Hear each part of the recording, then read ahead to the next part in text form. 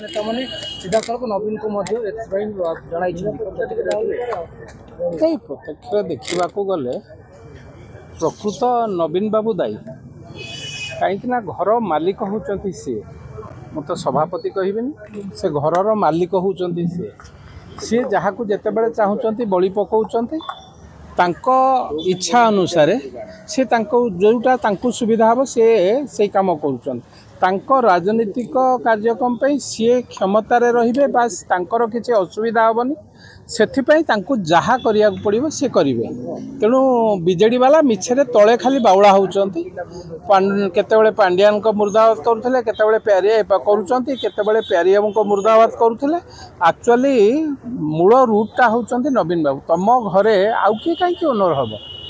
ତମେ ଖାଲି ବାହାରେ ଦେଖେଇବା ପାଇଁ, ଆମ ଓଡ଼ିଆ ଲୋକ ସରଳ ଲୋକଙ୍କୁ ବାହାରେ ଦେଖେଇବା ପାଇଁ କେତେବେଳେ ପ୍ୟାରିବାବୁଙ୍କ ବେକକୁ ଶିରଚ୍ଛେଦନ କଲେ, କେତେବେଳେ ଆଉ ସବୁ ନେତୃତ୍ୱ ମାନେ ଯେଉଁମାନେ ତାଙ୍କୁ ଆଣିଥିଲେ ତାଙ୍କର ଶିରଚ୍ଛେଦନ କଲେ। ଏବେ ପାଣ୍ଡିଆନଙ୍କର ବେଳ ପଡ଼ିଛି, ତାଙ୍କ ଶିରଚ୍ଛେଦନ କରିକି ଇଏ ଖସିଯିବା ପାଇଁ ଚେଷ୍ଟା କରୁଛନ୍ତି। ଆକ୍ଚୁଆଲି କିଛି ସେଥିରେ ଇଏ ନାହିଁ। ସବୁ ଯଦି ଘରର ମୁରବୀ ସିଏ, ସବୁ ଶ୍ରେୟ ସିଏ ନେଉଥିଲେ, ଦୋଷ ନେଲା ବେଳକୁ କାହିଁକି ପଶ୍ଚାତପଦ କରୁଛନ୍ତି ବା ପଛଉଛନ୍ତି? ଯଦି ସବୁ ବିଜୟ ତାଙ୍କରି ମୁଣ୍ଡରେ ଲେଖା ହେଉଥିଲା, ନବୀନ ବାବୁ ଯାହା ଚାହୁଁଥିଲେ ସେଇଆ ସିଏ ବିଜୟ ଲାଭ କରିବ, ପରାଜୟରେ ନବୀନ ବାବୁ ହେବେ, ପାଣ୍ଡିଆନ କାହିଁକି ହେବେ?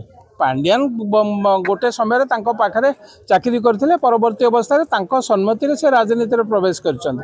ପାଣ୍ଡିଆନକୁ କାହିଁକି ଦୋଷ ଦେଉଛନ୍ତି? ବିଜୁ ଜନତା ଦଳର ଯିଏ କରିଛି ସିଏ ନିଜେ ଚୁପଚାପ ବସିଛନ୍ତି। ଏମାନେ ଗୋଟେ ସାଧୁର ଚେହେରା ଦେଖେଇକି, ସେ ଯେଉଁ ଆଲିବାବା 40 ଚୋର କଥା ଶୁଣିଥିବେ, ଏ ବିଜୁ ଜନତା ଦଳର କାର୍ଯ୍ୟକର୍ତ୍ତା ମାନେ, ନେତୃତ୍ୱ ମାନେ ତାଙ୍କୁ ସେଇଭଳିଆ ସଜେଇକି ତଳ ସ୍ତରରେ ସବୁ ଇଏ। ଆଉ ନବୀନ ବାବୁ କିଛି ଜାଣିନାହାନ୍ତି। ନବୀନ ବାବୁ ହେଉଛନ୍ତି ରୁଟ୍, ସବୁ ଇଏର ଚେର ହେଉଛନ୍ତି ନବୀନ ବାବୁ।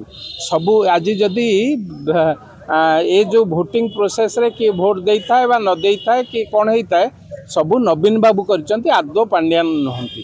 ଏକଥା ମୁଁ ସ୍ପଷ୍ଟ ଭାବେ କହୁଛି। ଯାହା ଅତୀତରେ ଘଟିଛି ତାହା ନବୀନ ବାବୁ କରୁଥିଲେ, ଆଜି ବର୍ତ୍ତମାନ ବି ମଧ୍ୟ ଯାହା ଘଟୁଛି ତାକୁ ମଧ୍ୟ ନବୀନ ବାବୁ କରୁଛନ୍ତି। କାହା ବେକରେ ଖାଲି ଖଣ୍ଡା ଥୋଇକି କରୁଛନ୍ତି। ମିଛରେ ତଳେ ତାଙ୍କ ଲୋକଙ୍କୁ ବା ସାଧାରଣ ଲୋକଙ୍କୁ ବିଭ୍ରାନ୍ତ କରିବା ପାଇଁ ଏଭଳି ନାଟକ କରୁଛନ୍ତି। ଧନ୍ୟବାଦ।